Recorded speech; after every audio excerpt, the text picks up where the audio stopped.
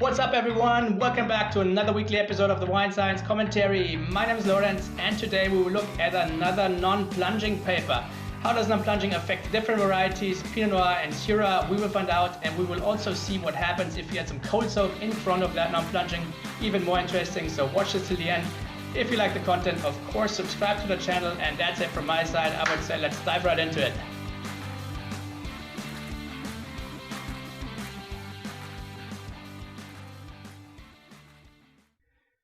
No plunging and cold maceration followed by no plunging as alternative winemaking techniques, tannin extraction and pigment composition of Syrah and Pinot Noir wines, published in 2020 in the South African Journal of Enology and Viticulture, and head researcher here was Rod Chittenden from the School of Viticulture and Wine Science, Eastern Institute of Technology, Hawke's Bay, New Zealand. So this is the guy, senior lecturer and wine scientist. He holds a bachelor's in chemistry and has also a wine science degree as master's. And then they state here that he joined EIT in 2001 after working in winemaking at Corbin's and Church Road wineries in Napier. He previously taught chemistry and mathematics, but now he teaches wine production, sensory and wine science courses. So you see, guys, he has certainly a background of winemaking because he worked at some wineries, but also he has some theoretical knowledge. Very nice. Introduction, guys.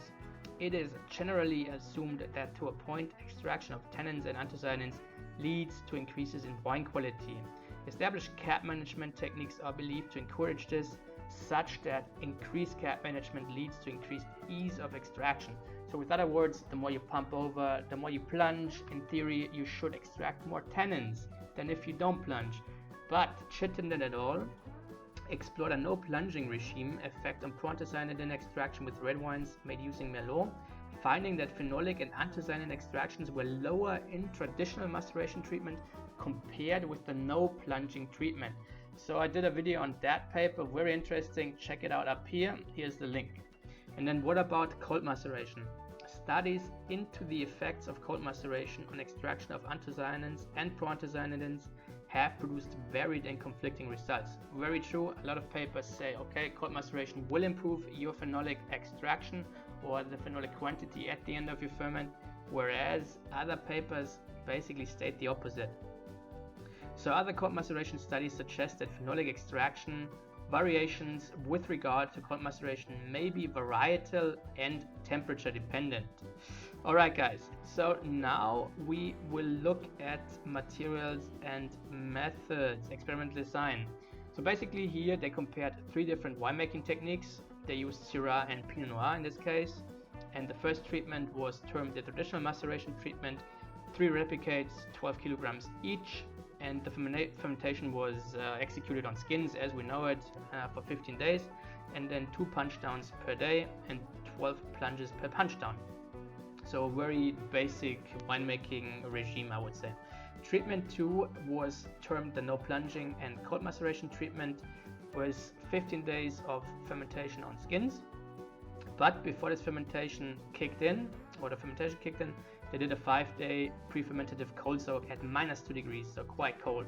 Treatment 3 was called no plunging, and yes, you guessed it correctly, no punch downs were performed here. So similar to the treatment 2, just without cold maceration. So what about some results here? So table 2 shows us the general composition of the 2015 Syrah wines, traditional maceration, cold soak, non-plunging, and we see we have the highest hydratable acidity in the no plunging treatment. We have the lowest pH in the traditional maceration treatment. In terms of volatile acidity, it's quite increased here throughout all the treatments, but the no plunging treatment surely shows the highest levels with 0.738 grams per liter. So that's almost at the threshold. So certainly some of you guys might be able to smell VA here in this treatment. In terms of alcohol levels, we have the lowest amount in the traditional maceration treatment and the highest in the no plunging. And in terms of residual sugar, all wines are completely dry, so no stuck fermentations. What about Pinot Noir here? We see we have the highest titratable acidity in the traditional maceration treatment, which is quite unusual because you would think if you do a lot of cap disruption with your plunging, then you extract a lot of potassium, and thus your titratable acidity decreases. But this is not the case here. And then pHs, we have the highest level in the cold maceration treatment. Volatile acidity levels are much lower compared to the Syrah. In terms of alcohol levels, no differences. In terms of residual sugar, all wines again dry, no stuck fermentations. Then we're going to look at some charts here. So we see the evolution of tannins here from day 0, so start of fermentation, to day 300 somewhat, so 11 months after fermentation. And what we see here is that after 11 months, the non-plunging and the cold soak maceration treatments produced wines that were higher in tannins when compared to the traditional maceration. That is for Syrah here. What about Pinot Noir? In Pinot Noir, in the Pinot Noir treatments, we see that only cold maceration produced wines which were higher in tannin content compared to non-plunging and traditional maceration treatments, which were quite similar here. And I want to just show you how different these varieties are. So the total tannin content with the cold soak maceration here after 11 months in Pinot Noir is like 0.9 grams per liter or something like that. And in the Syrah wines, it's like 2.25 here, so almost like triple of that of Pinot Noir. So that already shows you how different these two varietals are. What about total pigment, so total color? We see basically that the non-plunging and the cold maceration produced wines higher in total pigments compared to the traditional maceration. For Syrah, this is the case. And then for Pinot Noir, we have the cold maceration producing the highest total pigments after 11 months. And then on second place is traditional maceration, and on third place no plunging. What about free anthocyanins in the Syrah treatment? We see that after 11 months, no clear difference here. All wines are quite similar, I would say, in terms of free anthocyanins. And for the Pinot Noir, we have the lowest content in the cold maceration treatment. It was the highest until here day 230 somewhat, and then it drastically decreased. And the non-plunging showed the highest free anthocyanins. So far so good. Conclusions: most markedly Pinot Noir wine produced using both a cold maceration and a non-plunging treatment developed significantly higher color levels and pigmented tannin levels compared with traditional maceration and no plunging alone treatments. Whereas Syrah wines produced with no plunging and cold maceration plus no plunging were similar in color and overall phenolic extractions and had a higher levels of both than the traditional maceration treatments. Reasons for this include varietal differences, maceration temperature, origin of phenolics extracted, and subsequent absorption or reactions of extracted tannins. So guys, what is our take-home message here? So basically we saw that in the case of Syrah, the no plunging treatment and the cold soak treatment, both of them produced wines which were similar in phenolic concentration, but overall higher when compared to the traditional maceration treatment. And for Pinot Noir it's a bit different.